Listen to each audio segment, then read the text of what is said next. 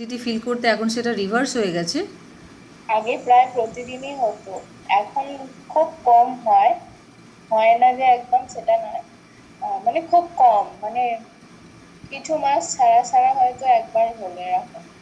আচ্ছা, just getting started, তো তুমি প্রোগ্রামটা ঠিকঠাক করে করো। নেই, নেই বললেই চলে, একদমই হয় না। এখন আমি ভালো আছি, মানে এটা থেকে রিভার্স পেয়েছি, হয়ে গেছে আমার। ওকে।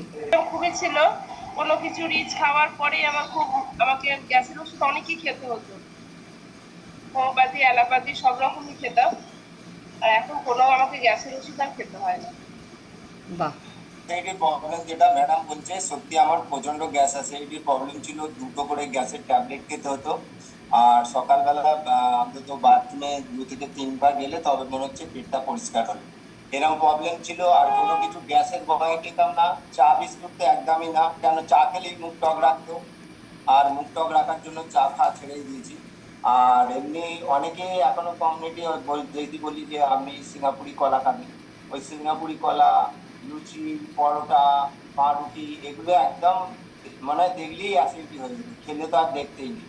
তা সত্যি ওগুলো এখন কমিউনিটি আসার পরে সমস্ত রিভার্স করেছে, গ্যাসের ওষুধ আর খেতে হয় না। আগে গ্যাস অ্যাসিডিটি প্রবলেমের জন্য যা যা খেতে ভয় পেত, এখন সমস্ত ধরনেরই খাবার খাই, গ্যাসের প্রবলেম আর হয় না। আমি একটা পরীক্ষা করার জন্য কি করেছি, আমার পাশে